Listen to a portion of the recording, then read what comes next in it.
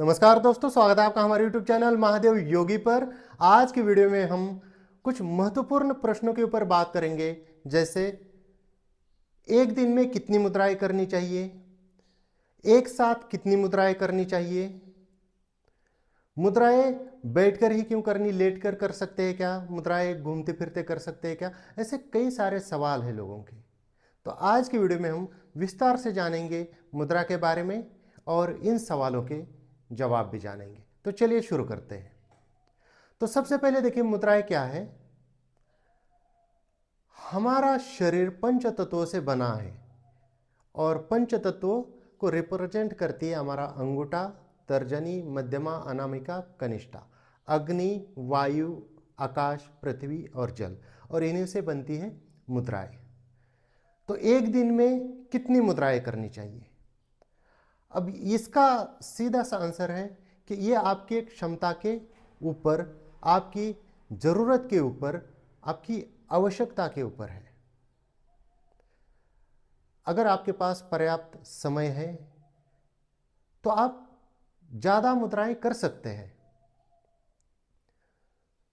सुबह कर लीजिए, दोपहर में कर लीजिए या शाम को कर लीजिए। कुछ मुद्राएं होती है जो विशिष्ट समय में करने पर ज़्यादा लाभदायक होती है। उनके बारे में मैंने सेपरेट जिस मुद्रा पे वीडियो बनाया उसमें बताया कि इसको सुबह ही करना है या इसको तीनों टाइम कर सकते हैं, तो वो आप देख लीजिए। दूसरी चीज़, एक साथ कितनी मुद्राएं करनी चाहिए। अब देखिए होता क्या है कि जैसे कोई कहता है कि मैं पहले 5 मिनट कोई एक मुद्रा विशिष्ट लगाता हूँ, उसके बाद तुरंत लगातार दूसरी मुद्रा लगाता हूँ, फिर उसके बाद तीसरी मुद्रा लगाता हूँ विदा ब्रेक के। 5 मिनट 5-5 मिनट में 4-5 मुद्राएं लगा दी, 25 मिनट में 5 लगाई। तो इस प्रकार से अब इसमें क्या है कि कुछ मुद्राएं जो है वो आप तुरंत एक के बाद एक लगा सकते हैं, लेकिन कुछ मुद्राएं ऐसी होती है जिनको एक साथ नहीं लगाना चाहिए, जिसका लाभ विपरीत हो जाता है। ऐसी मुद्राएं एक साथ लगानी टालनी चाहिए, जैसे सूर्य मुद्रा और पृथ्वी मुद्रा। एक मुद्रा वेट बढ़ाने के लिए अच्छी होती है तो दूसरी मुद्रा वेट घटाने के लिए अच्छी होती है। तो मान लीजिए होगा क्या कि मैंने 5 मिनट सूर्य मुद्रा लगाई और 5 मिनट फिर पृथ्वी मुद्रा लगाई, तो उसका असर हो जाएगा न्यूट्रल, है ना, क्योंकि दोनों के लाभ आपके शरीर पे जो होने वाले हैं वो अलग अलग है। लेकिन जैसे मान लीजिए मैंने सूर्य मुद्रा लगाई और मैंने शंख मुद्रा लगाई, तो उसमें क्या फर्क नहीं पड़ेगा, क्योंकि सूर्य मुद्रा से आपका डाइजेशन भी अच्छा होगा, शंख मुद्रा से भी डाइजेशन अच्छा होगा, तो आपको लाभ ही करेगी। तो आप हर एक मुद्रा को अच्छे से समझिए, एक एक वीडियो को देखिए, उसके लाभ देखिए, उसके लाभ क्या है, और उसके बाद फिर उसका चयन कर लीजिए कि क्या मुझे इतनी मुद्राओं की आवश्यकता है। कुछ मुद्राएं होती है जो शारीरिक लाभ ज़्यादा देती है, कुछ मुद्राएं जो होती है वो आध्यात्मिक लाभ ज़्यादा देती है। तो आध्यात्मिक लाभ देने वाली मुद्राएं तो आप एक के बाद दूसरी, दूसरे के बाद तीसरी, इस प्रकार से लगा सकते हैं। लेकिन जो शारीरिक लाभ में ज़्यादा इफेक्टिव, जो हाथों से बनने वाली मुद्राएं हैं, तो उनमें आपको देखना पड़ेगा कि क्या दोनों मुद्राएं एक जैसी है, एक जैसे लाभ देने वाली है। अगर हाँ है तो आप तुरंत एक के बाद दूसरी लगा सकते हैं। अब आते हैं अगले मुद्दे पर। जो लोग जमीन पे बैठ ही नहीं पाते तो फिर वो बैठकर मुद्राएं कैसे लगाएं? तो इसका पर्याय मैंने बताया कि चेयर के ऊपर, बेड के ऊपर या सोफे के ऊपर बैठकर लगा सकते हैं। लेकिन कुछ लोग सोचते हैं कि मैं मुद्रा लगा के सो जाता हूं तो क्या मुझे लाभ मिलेगा? अगर आपको प्रॉपर लाभ चाहिए, क्योंकि देखिए मुद्राओं के साथ आपके माइंड का कनेक्शन होना उतना ही आवश्यक है। अगर आपको प्रॉपर लाभ लेना है तो मुद्रा के साथ साथ आपके माइंड का कनेक्शन होना उतना ही आवश्यक है, और दूसरा प्राणों पे कंट्रोल होना उतना ही आवश्यक है। इसलिए इसके साथ प्राणायाम करने की विधान है। तो आप कौन सा व्यक्ति ऐसा है जो लेटकर प्राणायाम करता है या नींद में प्राणायाम करता है? आप खुद सोचिए। तो क्या ये मुद्राएं लेटकर लगानी चाहिए? कुछ लोग कहते हैं कि हम घूमते फिरते मुद्रा लगा के घूमते फिरते हैं।